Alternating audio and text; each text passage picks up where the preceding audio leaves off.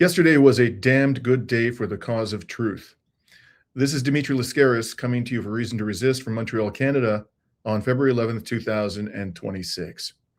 In this episode, we'll discuss new revelations regarding Jeffrey Epstein's vile associates, and I'll also share with you some disturbing images from Epstein's Manhattan mansion and his notorious island, Little St. James in the U.S. Virgin Islands.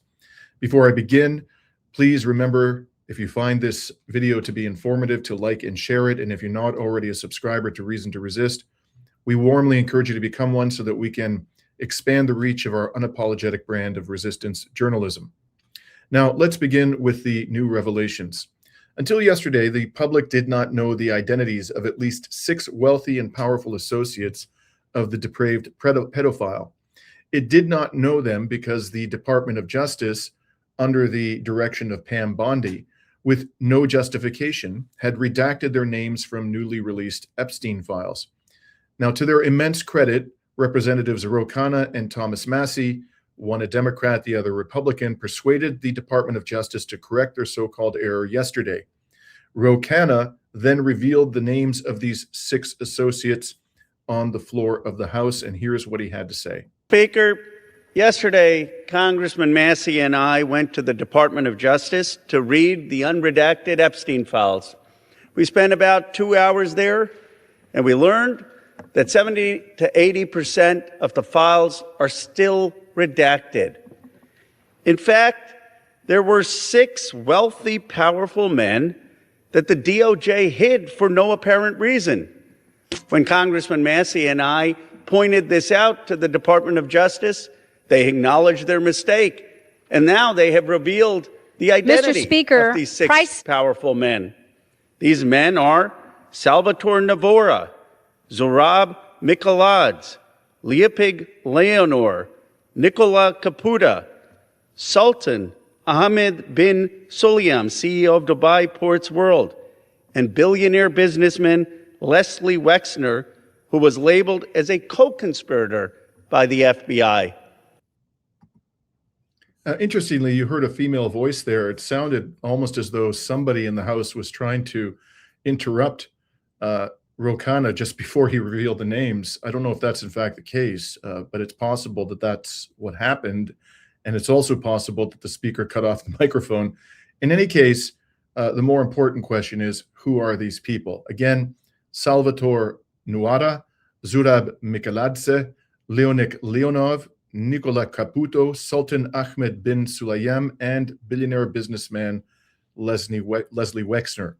According to several reports, Salvatore Nuada was a member of the New York Police Department and served as a detective. He was previously investigated in connection with an escort service, though the investigation was not directly related to Epstein. Nuada's name is reportedly listed as a contact in Epstein's so-called Little Black Book, a directory of names and phone numbers that has been cited in multiple legal proceedings and media reports. It's unclear who Zurab Mikaladze is. The name of such an individual appears on LinkedIn. That individual is from the Georgian Republic. He describes himself as a medical doctor who currently works in oil and gas, specifically at an oil and gas terminal in a Black Sea port. But we do not know, I certainly don't, whether the individual I've just described, who has a LinkedIn profile, was the same individual named by Ro Khanna and the Department of Justice. Now, the other individual, Leonid Leonov, or the third one I should say, is someone about whom I've been unable to acquire any meaningful information. As for Nicola Caputo, an individual by that name served as a member of the European Parliament for Southern Italy from 2014 to 2019. And again, I cannot confirm at this time that that politician is the Nicola Caputo named by Ro Khanna and the Department of Justice. Then we come to Sultan Ahmed bin Sulayem, who is an Emirati businessman and undoubtedly a very wealthy one. Why? Because he's the chair and the CEO of DP World, Dubai Ports World, a major UAE corporation that owns and operates ports around the world. This piece of human excrement received the following email from Epstein. This is an email from Epstein on April 24th, 2009, and Epstein asks the Sultan, whose name was redacted at the time this email was first published, "Where are you? Are you okay? I loved the torture video."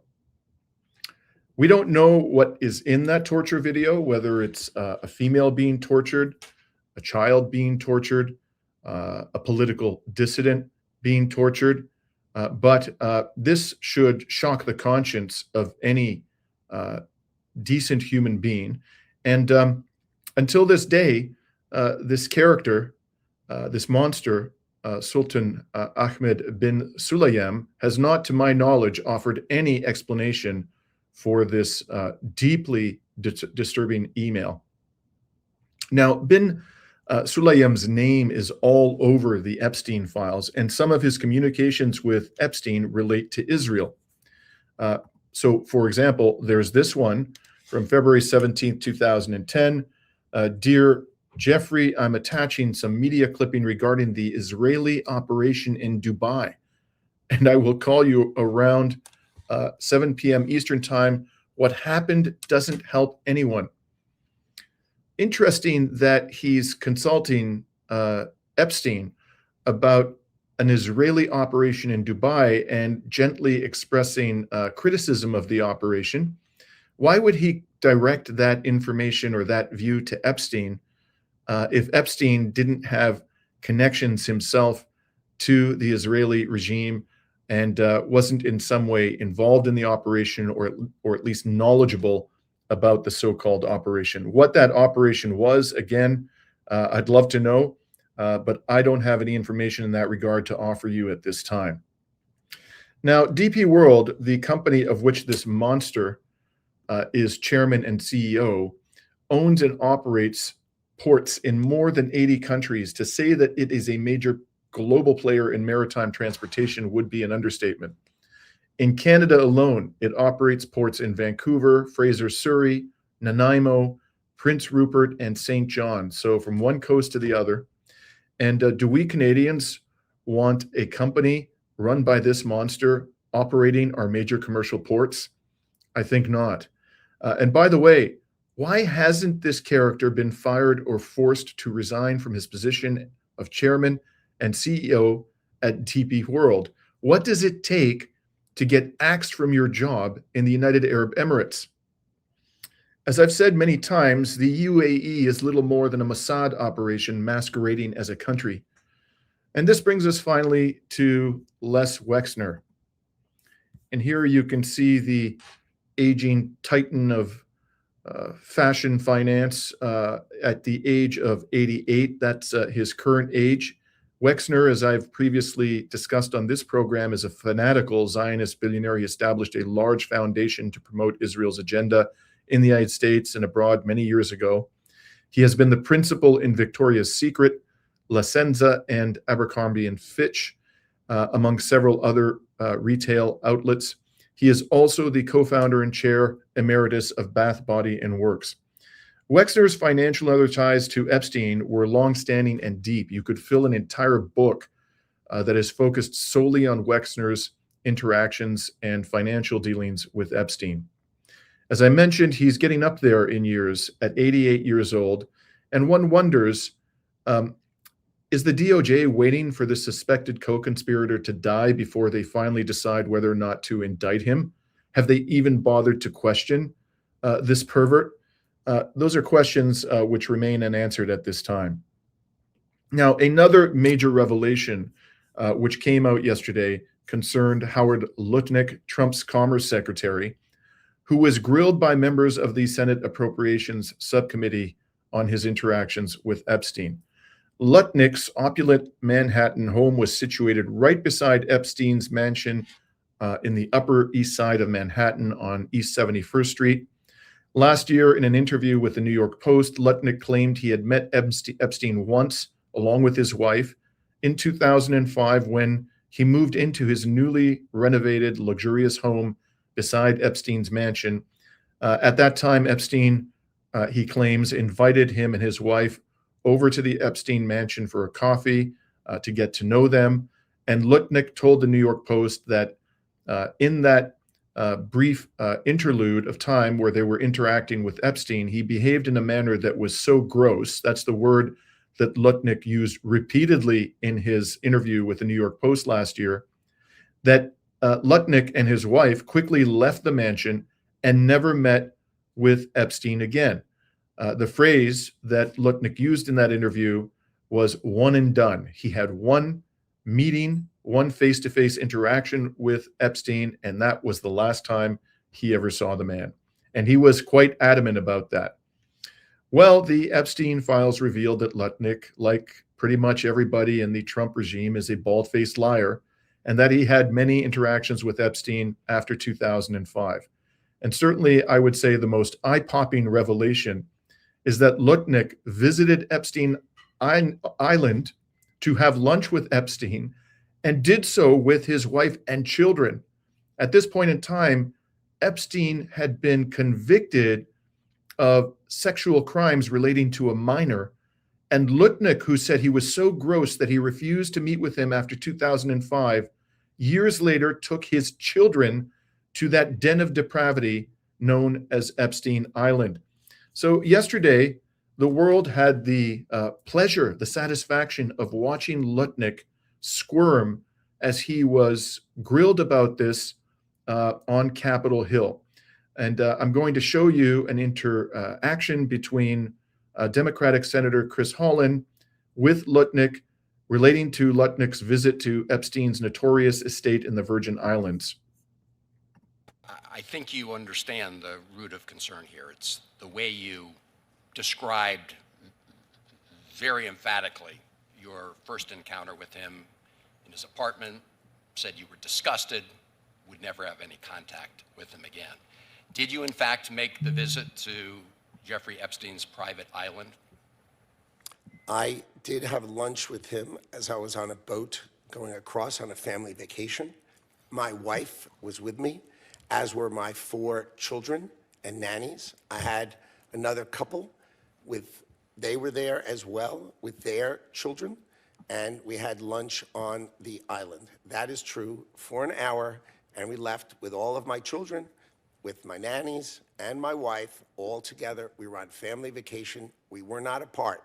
To suggest there was anything untoward about that in 2012, I don't recall why we did it, but Mr. Secretary, again. I just almost fell off my chair when he stressed that he left with all of his children, as though he was rendering some public service by not leaving one or more of them behind with this sick psychopath, Jeffrey Epstein. You know, again and again, this, by the way, I commend to you the entire grilling. It was quite something to behold. He said he protested Lutnick that he did nothing wrong, but at no time did he actually deny that he had lied through his teeth.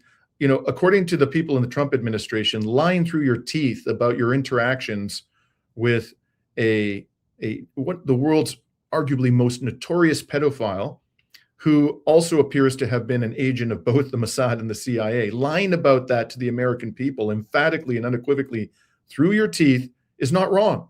They don't think there's anything untoward about grotesque dishonesty. That in itself is wrong, Mr. Lutnick. But the fact that you lied about this particular subject makes it especially wrong. And the real question, which all Americans ought to ask, is why did he lie so flagrantly about his interactions with Jeffrey Epstein? What is Lutnick hiding? And you cannot count on Donald Trump to force Lutnick out of office in connection with these lies, because Donald Trump himself is even more compromised, probably, than Howard Lutnick. So I suggest we're going to be stuck with this clown, Howard Lutnick, as the Secretary of Commerce in the Trump regime for some time, unless he himself becomes so humiliated, embarrassed, and discredited in his own mind by his lies that he finally does the minimally honorable thing and exits the Trump regime, something he should have done long ago for reasons that are completely unrelated to his grotesque dishonesty. Now, in the last 24 hours, in related news, the yoga and meditation celebrity Deepak Chopra was forced to deal with the fallout of his scandalous communications with Epstein. And here is just a sample of those communications. You see here an email at the top, dated February 25th, 2017, from Chopra to Epstein. Subject, I have an idea. And he wrote, come to Israel with us. Relax and have fun with interesting people. If you want to use a fake name, bring your girls. It will be fun to have you. But it doesn't stop there. And again, I'm not showing you all the communications between this depraved meditation guru and the pedophile. But then on March 8th, 2017, he wrote, Chopra, to Jeffrey Epstein, God is a construct, cute girls are real. Now, within the past 24 hours, Chopra was confronted at an airport by a reporter relating to his interactions with the twisted raper of children. And here's what happened. Mr. Chopra, sir, how are you? Sir, I've got to ask you, listen, sir, you built your entire career. You built your entire career on spirituality. What do you have to say about your actions with Epstein? Any regrets? You have any regrets? I said, do you have any regrets about your relationship with Epstein? What's that? You want me to decide? No, I'm asking you, sir. What? You give me your opinion. Look, what, You have a right to your opinion. look, I'm asking you, Not sir. answering. When did you know the scope of Epstein's actions, sir?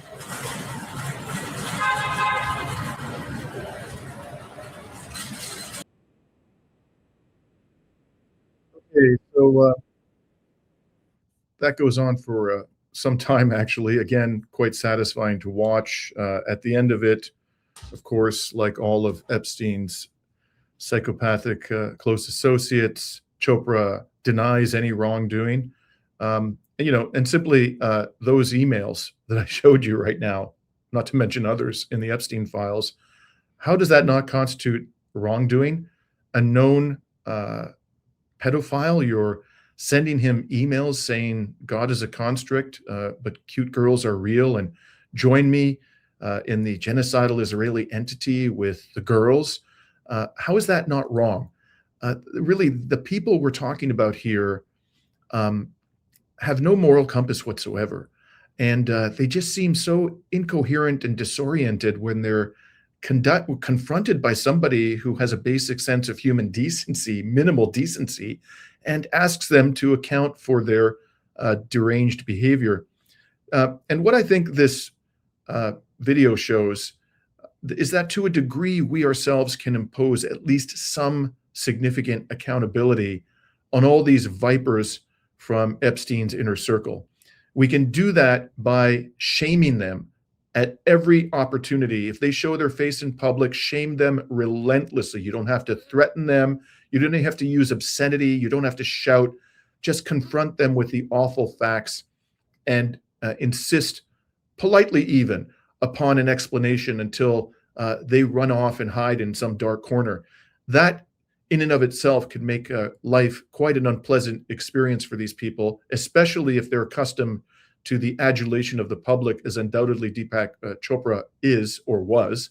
And so I commend to you, or I suggest to you, that we collectively, despite the abject refusal of the authorities in Canada, the United States, and other Western countries to prosecute all of these people, we can at least impose some degree of accountability on them by shaming them relentlessly. Now, I'd like to move to my review of photographs of Epstein residences. Last week, I began reviewing dataset 1 of the Department of Justice's Epstein files.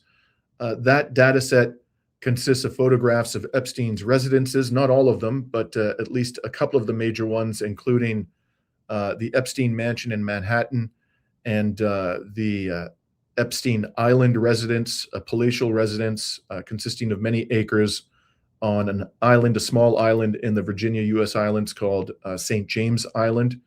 I first reported on Epstein's New York mansion photographs a few days ago. At that time, I had reviewed 1,200 of the photos in that database. I believe there's some 3,900 photos in total of that database. And because all the 1,200 that I had reviewed were of the mansion, I assumed that the entire set of photographs was from the New York mansion. But I discovered as I continued my review that the photographs taken of the New York mansion stop at photograph 1,500. And from that point onward, they are photographs taken of Epstein Island and the residential complex there several months after Epstein was arrested in mid-2019. And I have to, or I shouldn't say several months. You know, he was arrested, I believe it was in June or early July.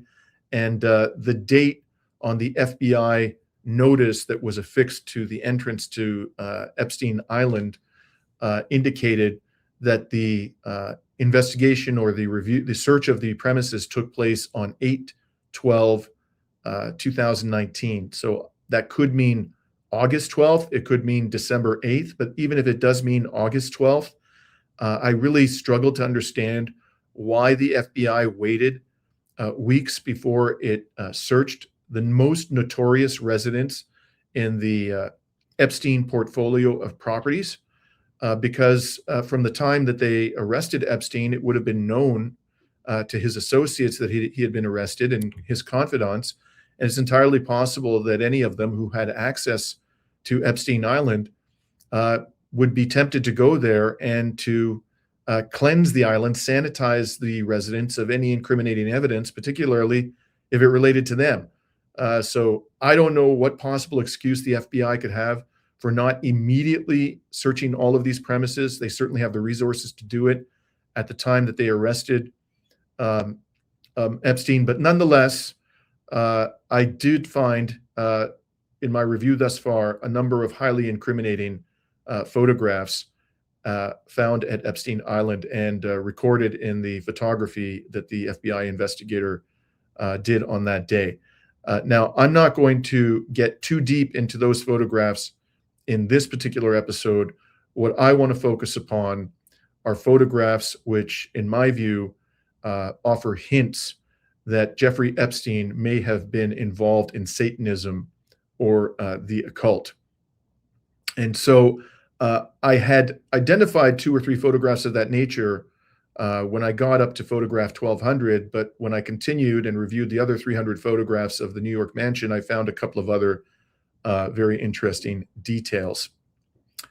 Before I show you those photos, I need to remind you about an excerpt from the book of the late Virginia Giuffre, an Epstein victim who died tragically last year.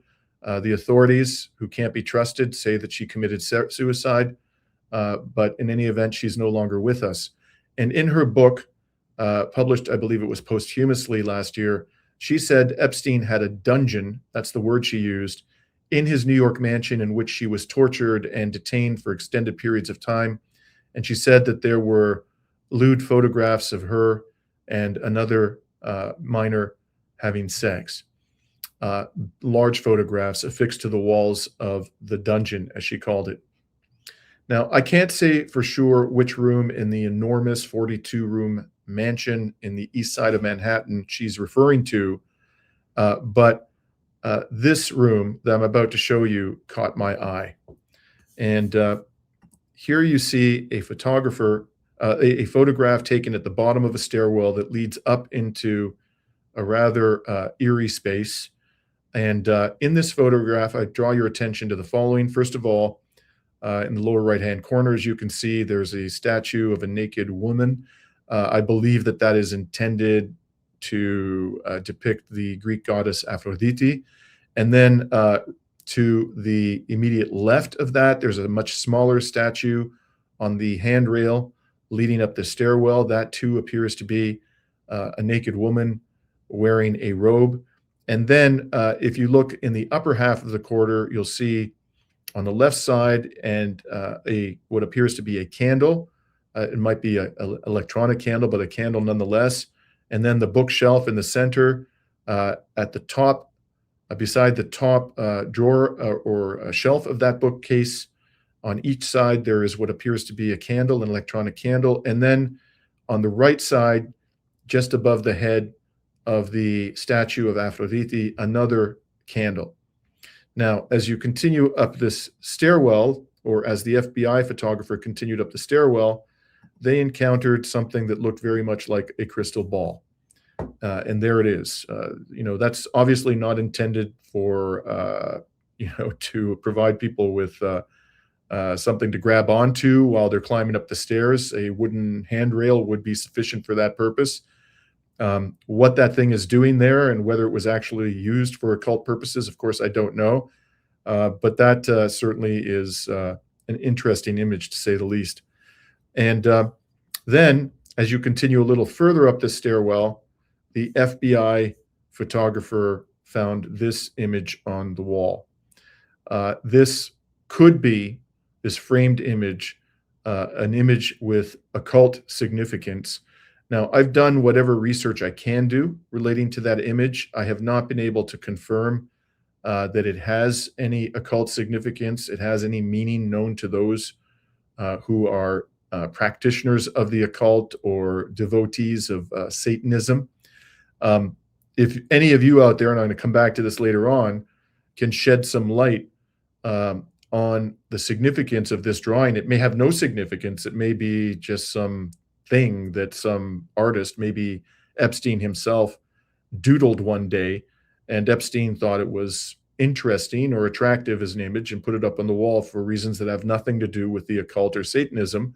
On the other hand, it may have some kind of significance relating to the occult or Satanism. And if you think you can shed any light on that, I'm going to tell you at the end of this this report how you can share your views or your information with us on that and related subjects.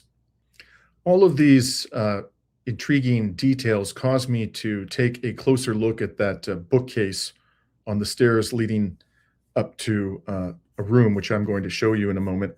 The first thing that I noticed upon looking more closely at this this bookcase is that there is a book which appears very much to have the word Lucifer on the cover. You can see the placement of that book here. I've circled it in red. I then enlarged the photograph so I could get a closer look at this and confirm that it says Lucifer on it. And this is what I saw. The image is right in the second shelf. It is immediately to the right, the book with the word Lucifer on it. It's immediately to the right of a thick book with the title Ghost Towns of the West. Now, I tried to find this book mentioned or described online so I could get some idea about its content. It's possible that it's just a fictional work which doesn't constitute evidence of any kind of Satanism or occult practices by Epstein. We'd need to know a lot more about this book to understand what evidence, if any, it provides that Epstein had those kinds of inclinations. I simply wasn't able to find any meaningful information, nothing reliable, because as you can imagine, there are a number of books out there that have the word Lucifer in the title. And I can't tell from this image who the author is. I don't even know if the name of the author appears there on the screen.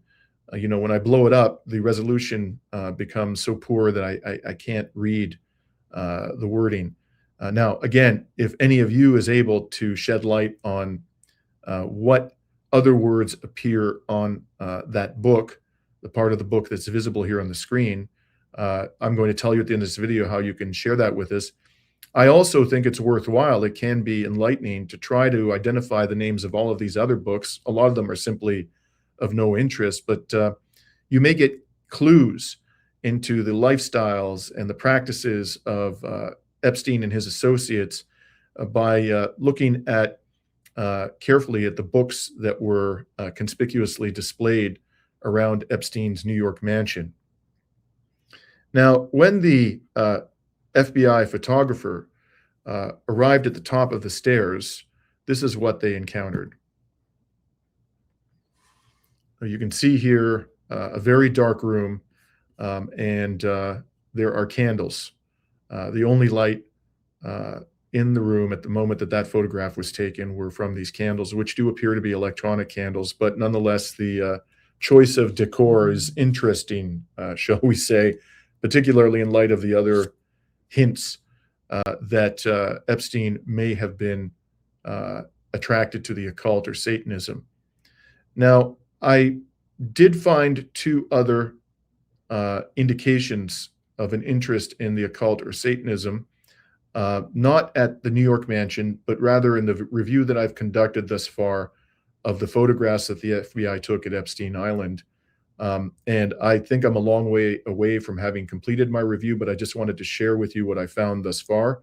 So in the main study, what appears to have been the main study for Epstein at Epstein Island on a desk, the photographer recorded this little sculpture, which appears very much to me to be a winged demon. And then there was this photo in the collection of photos I've reviewed thus far. This is a piece of paper on which perhaps it was Epstein, but I can't say for sure, scribbled a bunch of notes, some of which are illegible.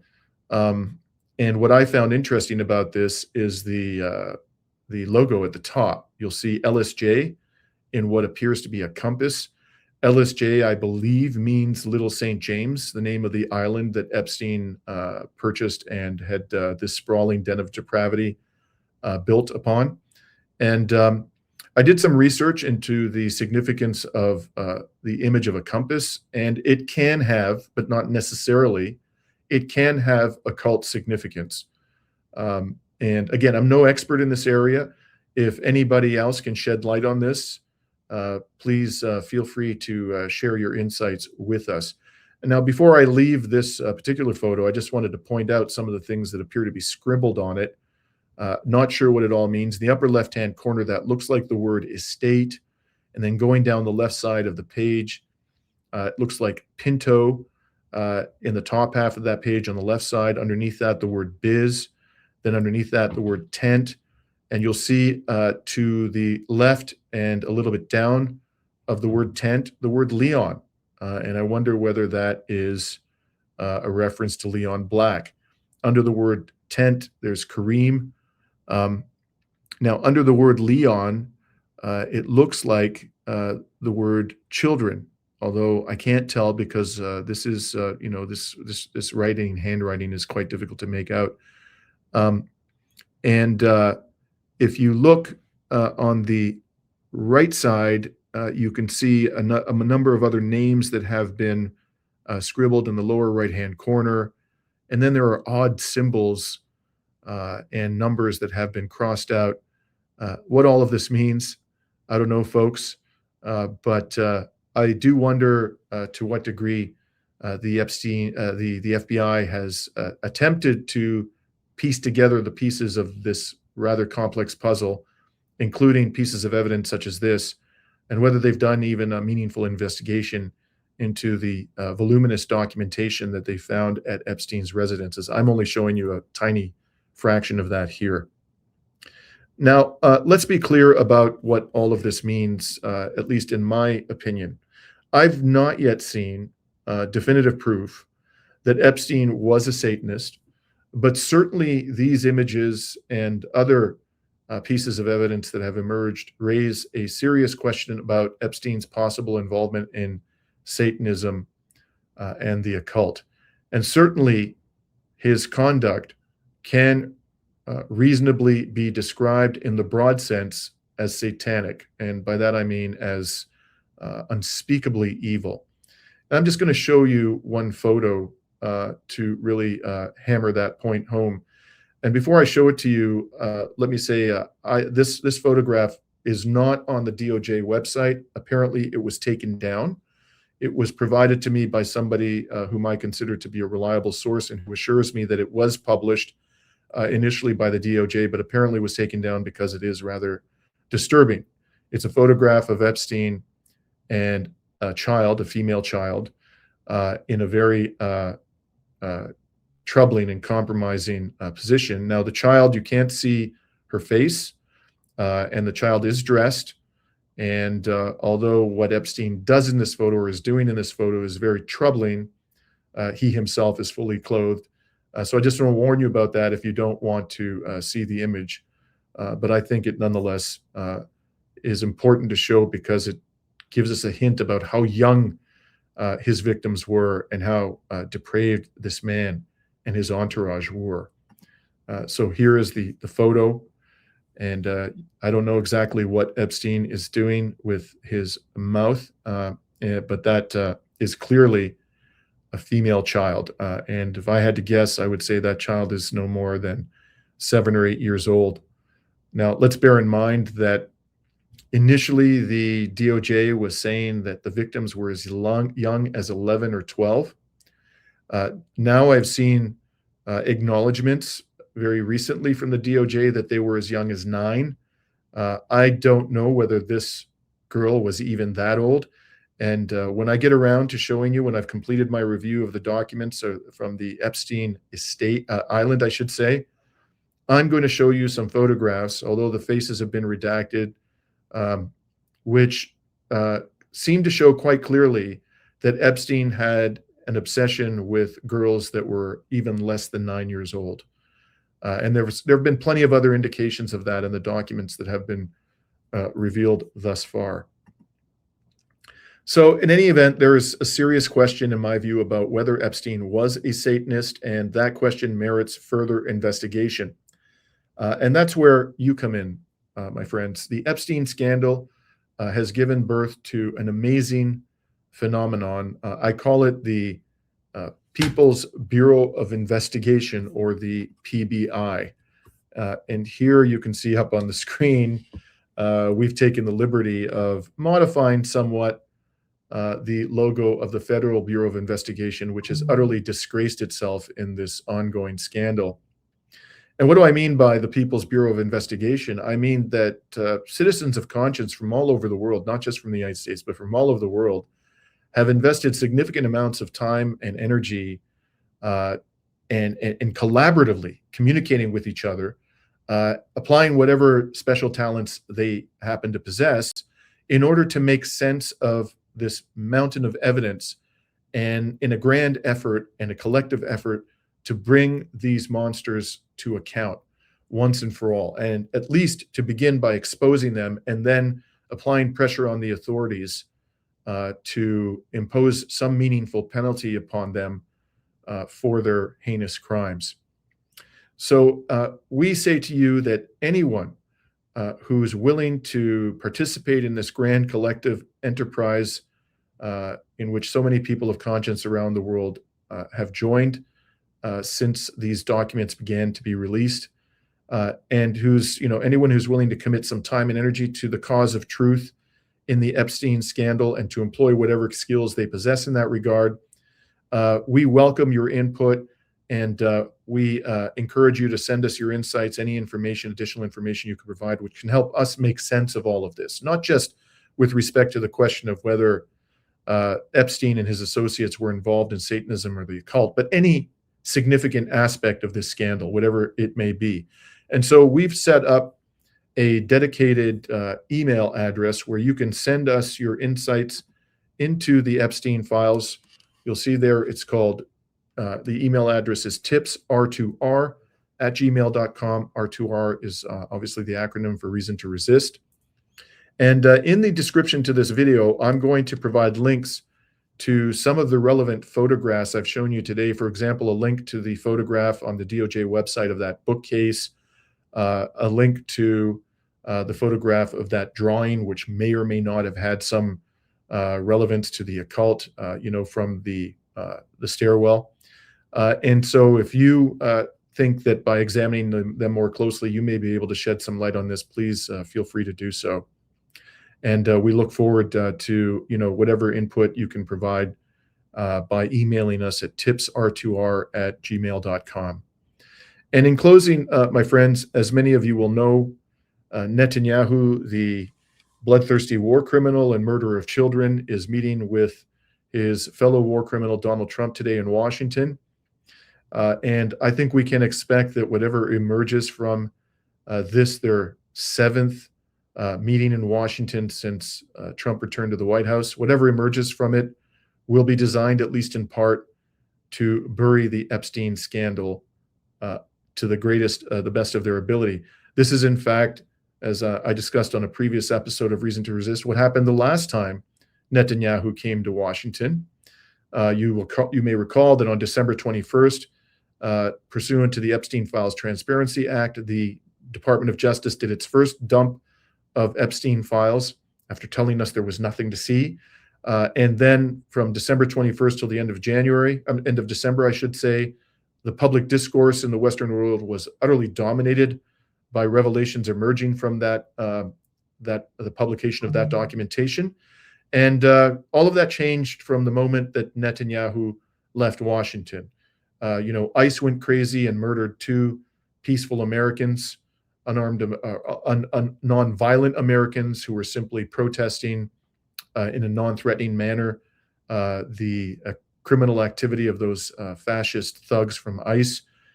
There was the kidnapping of President Maduro, the Venezuelan president, on January 3rd. There was all of the chatter about the confiscation of Greenland and the big drama at Davos, where Trump basically climbed down from his maximalist position on Greenland. There were the riots in Iran, which erupted late December, early January. It was shortly days after Netanyahu left Washington that the riots turned quite deadly in Iran. And as we know, Pompeo, former CIA director, and the Mossad itself said that the Mossad was involved in those riots. And then, of course, there was the sending of this armada, as Trump calls it, to West Asia to threaten Iran with another criminal war of aggression.